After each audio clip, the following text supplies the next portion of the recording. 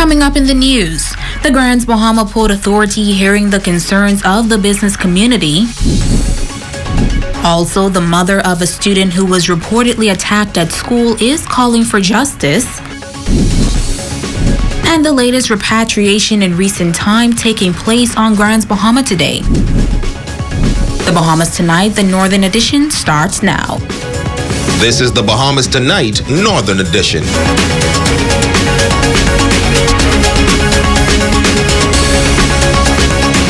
This is the Bahamas Tonight, the Northern Edition. Good evening, all. I'm Jamila Mizik. Thank you so much for tuning in. As promised, a group of business leaders holding discussions today with the executives of the Grand Bahama Port Authority. This meeting coming after the group led a protest downtown Freeport on March 4th, questioning the relevance of the Grand Bahama Port Authority and the state of the local economy. Business leaders were asked to provide a list of concerns for today's meeting, and they did. It was all smiles after what they say was an intense meeting between the Grand Bahama Port Authority and local business community. That meeting happening right here at the Sir Charles Haywood Yacht Club. The Grand Bahama Port Authority meeting with a group of concerned citizens about various matters related to Grand Bahama's economy. Now, this meeting coming on the heels of the Let's Take a Stand march earlier this month, where a document was presented to the Grand Bahama Port Authority listing a number of concerns.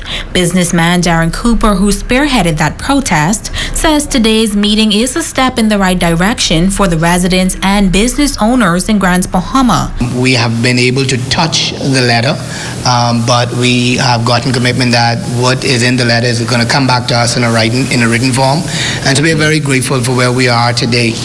We want to say to the residents of Grand Bahama that we are going to continue to keep their feet to the fire, but we are also saying to the government of the Bahamas to be on the guard and to also be on the lookout for the letter that we're sending in.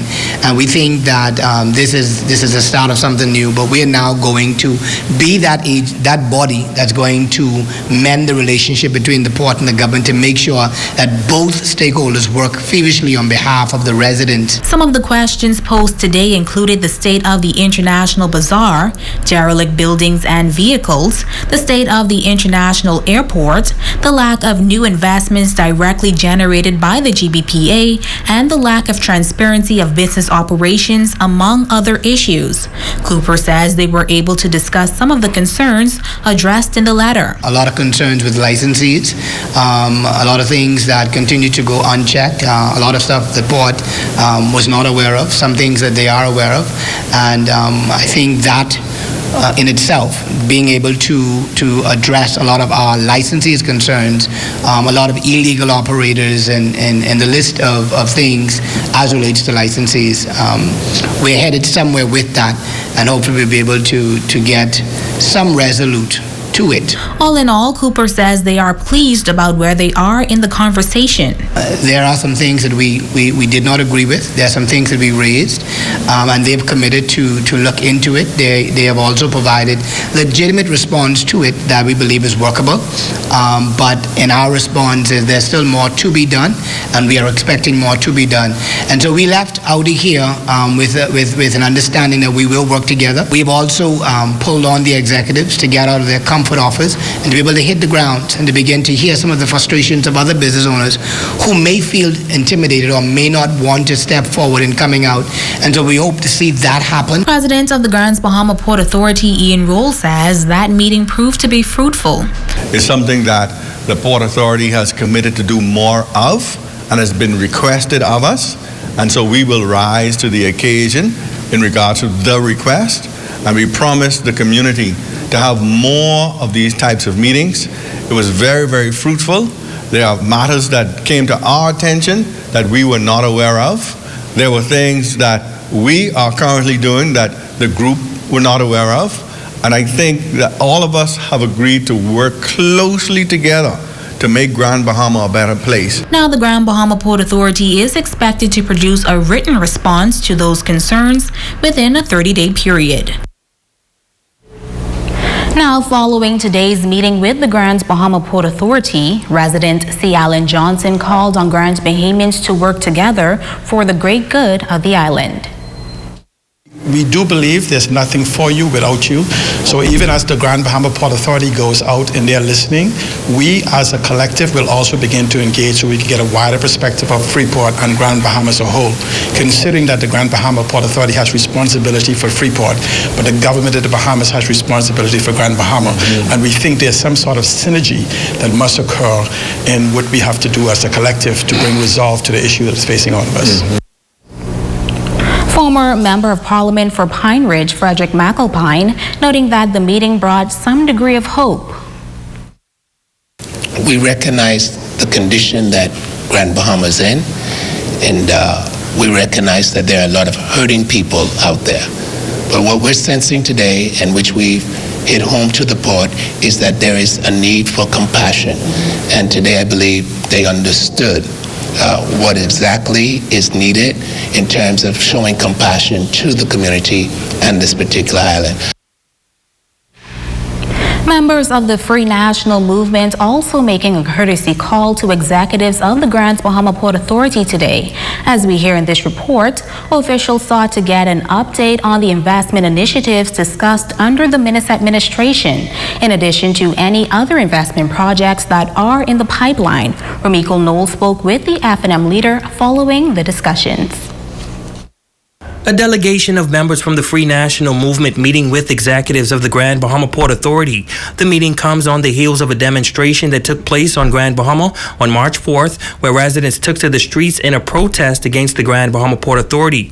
Opposition leader the Honorable Michael Pintard says it was the latest stop with major stakeholders on the island. Today we wanted to raise several issues. One, we wanted to fully understand the rationale behind the electricity hike approval, and we had an opportunity to have an extensive discussion on that particular subject.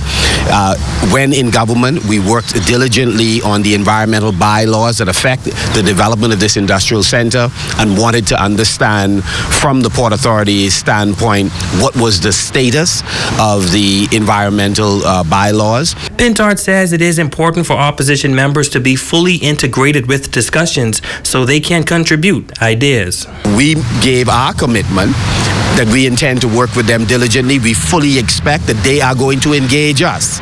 Their discussions with central government, independent of the members of parliament, will not be acceptable. And we made that very clear, that on environmental issues, on business development issues, whether you're dealing with the hospital or the airport, we expect to be at the table. Now we asked the opposition leader for a response to the recent protest and claims of lack of investor confidence in Grand Bahama, as well as charges made against the F&M. Some residents claim that over the past 4 years, the island of Grand Bahama has had 5 F&M members of parliament, and very little was done to promote Grand Bahama as a destination for investors. But Pintard says the last thing any leader should do is highlight one of the 1,000 comments on the state of Grand Bahama. As far as we're concerned, it is important for the government, the Grand Bahama Port Authority, the industrials, all to project the upside of doing business in Grand Bahama and to share that positive message with the international community. And so when we speak to Bahamians as members of the Free National Movement, we are going to highlight the opportunities that exist and encourage persons to come here and do business. Pintard says the F&M is now under new leadership and he intends to fill the gaps that exist. And where there are impediments for local as well as international persons to invest, we are going to attempt to remove those impediments. That's what our focus is. Ramiko Knowles, ZNS Network News.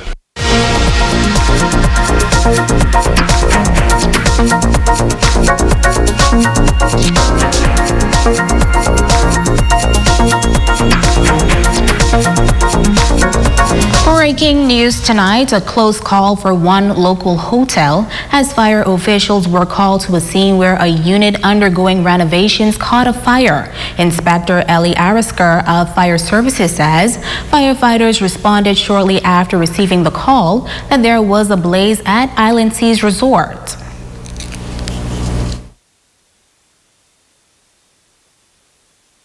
Around 4:12 today's date, we received information of a fire at the Island Seas Resort.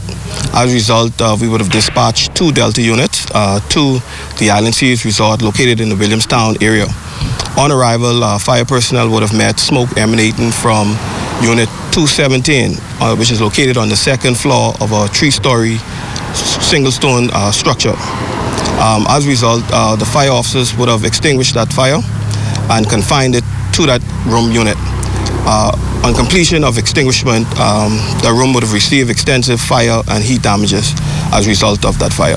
At this time, we're still in our preliminary investigations, so we cannot say definitely what was the cause of the fire. The investigation is ongoing at this time. Now, the good news is no one was hurt in this fire, and investigations are ongoing.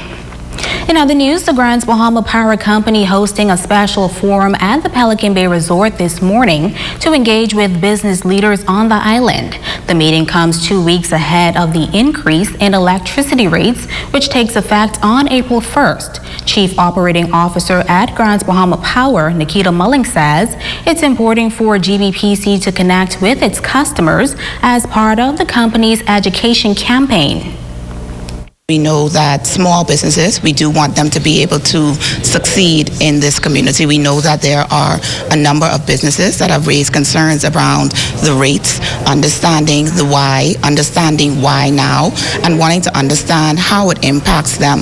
And so what we are committed to doing is ensuring that we educate them that yes, there is a rate increase, but there are ways that we can work together to support them to better be able to manage their energy efficiency, which then in turn impacts the way that their rates are reflected on their bills. Vice President of Operations at G.B.P.C, Tony Seymour, says they are working diligently to ensure that customers' concerns are addressed. From an operations standpoint, the concern basically is power quality, any outages, damage claims, that sort of thing.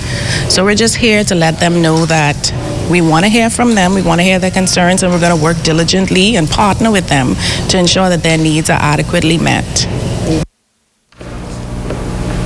In other news, the mother of the Jack Hayward High student who was reportedly attacked at school yesterday is speaking out tonight. She is calling for quick action because she says her injured son is living in fear. Our newest addition to our ZNS News team, Azure Quant, gives us the story. A 12th grade student spending the night in hospital after being struck in the head by an object from another student here at Jack Hayward Senior High School. Tonight, a mother candidly speaking to ZNS News team, asking for officials to look deeply into gang activity here at the school. Maxine Knowles, mother of the injured student, says her son never had a seizure before, and when she first learned of the incident, she thought her world had come to an end. So I was very upset. I didn't know what to do. It's just like the world was done in. So I try to calm myself down, be strong, and hold patient to be strong for him. She says her son is now in fear for his life as his attackers are alleged to be gang members. Find out who these kids is, who this gang in the school, because it could happen to anybody's children. It could have been worse than what it is. It could have been a call that my son died. So I asked him, the school, the kids who in the school who was there, to please come forward and let them know who these boys are. Principal of Jack Hayward Senior High, Bronwyn Smith, confirming that Monday's incident was the first to occur on campus. We are trying our best to be as safe as possible. We solicit every parent's help and support because a lot of the incidents, this is the first one is actually happening on the campus yesterday. But a lot of times after school is when they seem to try to settle their differences out on the streets. And so we just need every parent, every guardian to work with us, work with their children, communicate with them, because we need to work together, because this problem is not going to be resolved on our own. The school cannot resolve everything on its own. Now the mother is asking for police and school officials to locate the individual involved in this incident, noting that her son will not be returning to campus until the matter is resolved. Investigations are ongoing. I'm Azure Quant, ZNS Network News. Thanks, Azure. It is the largest repatriation in recent times. 123 Haitian nationals repatriated to Haiti this morning on board a Bahamas Air chartered flight bound for Port-au-Prince, Haiti. The group of 50 adult males, 34 adult females, and 39 minors were interdicted by the U.S. Coast Guard Cutter Harriet Lane near the Keysell Bank this past Friday. They were received on Grands Bahama by the local law enforcement team consisting of Bahamas Immigration, Bahamas Customs, Royal Bahamas Defense Force, and officers from the Royal Bahamas Police Force at the Lucayan Harbor. According to a statement by the Immigration Department, all COVID-19 protocols were strictly enforced to ensure the health, welfare, and safety of all concerned. Meanwhile, the Court of Appeal has upheld the 40-year sentence of Grants Bahamian Dwayne Belazaire, who was found guilty of killing his godmother, 48-year-old Margaret Smith, on Valentine's Day in 2017. Smith was found dead in a bathtub in her home in Seagrape 8 Mile Rock. Belazaire appealed his sentence, challenging the fairness of his trial and the safety of the conviction, complaining that the judge erred by not leaving manslaughter to the jury as an alternative verdict. After hearing from both sides, the court said it was satisfied with the circumstantial evidence mounted by the prosecution against Belazaire, noting that the jury rejected his alibi and considered the case against him, particularly that his DNA was found under the deceased fingernails and the scratch marks on his neck and arm. While the panel also took into account the failure of the judge to give a good character direction, it is said it was not satisfied that it would have made a difference to the outcome of the trial. The court also said it didn't have any doubt as to the safety of the verdict or fairness of the trial. Stay with us. We'll be back right after this break.